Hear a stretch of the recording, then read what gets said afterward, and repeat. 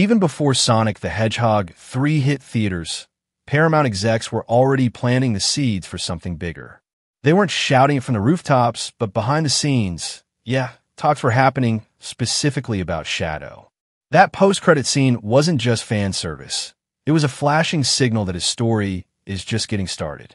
Of course, the studio was smart not to jump the gun and announce a spin-off right away. They needed to see how Sonic 3 would perform first. Well, fast forward to now, and Sonic 3 has officially crushed at the box office, racking up nearly $500 million globally. That puts it among the most successful video game movies ever. And with numbers like that, it's not a matter of if Shadow gets his own project, it's a matter of when. That end-credit scene made one thing crystal clear. Shadow's alive. Not just alive, but active, dangerous, and loaded with potential. It wasn't a vague tease either. It was the kind of moment that says he's coming back, and maybe not just in Sonic 4. All signs are pointing to Paramount seriously eyeing a solo Shadow project, and honestly, there's a good chance it'll be heavily inspired by the 2005 Shadow the Hedgehog game. Sure, critics were split on it, but fans showed up big time. It sold well, became a cult favorite, and now it's ready for a second life. And let's be real, this storyline deserves a live-action adaptation. The game's narrative was a wild mix of alien invasions, secret origins, deep moral conflict, and one of the most compelling arcs in the entire Sonic universe. If you're going to build a spin-off, this is the one to build, especially with Keanu Reeves now officially voicing Shadow. His performance was so good that fans already want more. A full series or a standalone film would give him the space to really dig into Shadow's personality, his cold logic, his haunting past, and his slow burn journey toward figuring out who the hell he really is. In the 2005 game, the story kicks off with the Black Arms, an alien race invading Earth under the command of their ruthless leader, Black Doom. He tells Shadow that he holds the key to unlocking his forgotten past. Shadow, haunted by fragmented memories of Professor Gerald Robotnik and Maria, is desperate for answers. But Black Doom wants Shadow to help him take over the planet in exchange for the truth. According to the game's lore, Gerald used Black Doom's DNA to create Shadow.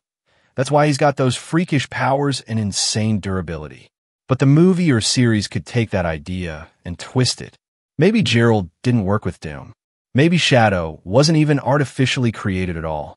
What if he existed in some other form before becoming the ultimate life form? That one change opens up a whole new mystery. A darker, more philosophical take on Shadow's origin that could seriously elevate the story.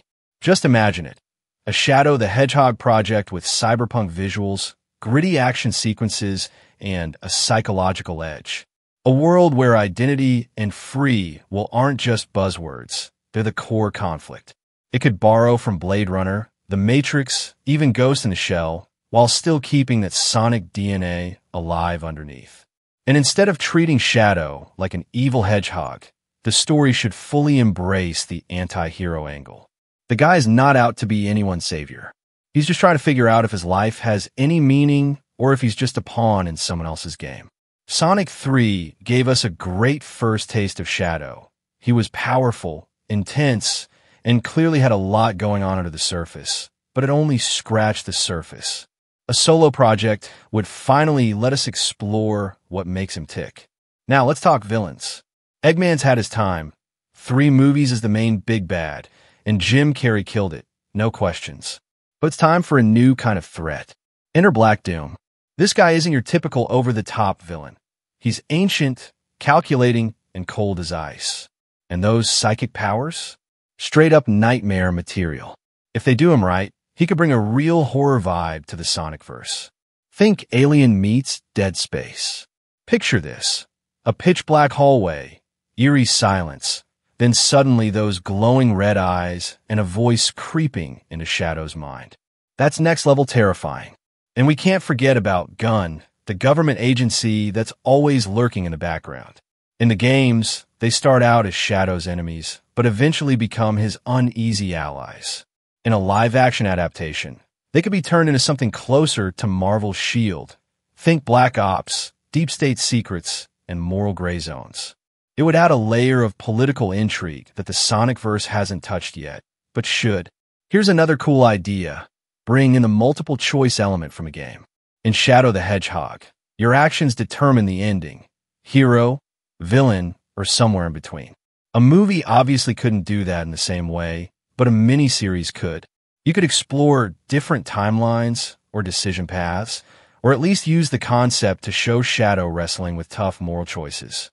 6 to 8 episodes would be perfect, enough time to dive deep into the lore, fully develop Black Doom, and take Shadow on a full character arc. That's not to say a movie wouldn't work. It could, but it would have to go big. We're talking blockbuster-level stakes, stunning visuals, and a darker tone that sets it apart from the main Sonic films. A true event movie. But with how rich this story is, a limited series just feels like the better fit. One thing's for sure. That post-credit scene wasn't just a teaser. It was a promise. Paramount knows fans want more Shadow and more Keanu. And now that Sonic 3 is a monster hit, they've got every reason to move forward. Whether it's a movie or a series, Shadow is ready to step into the spotlight. And if they do it right, it could be the boldest, most ambitious entry in the Sonic universe yet.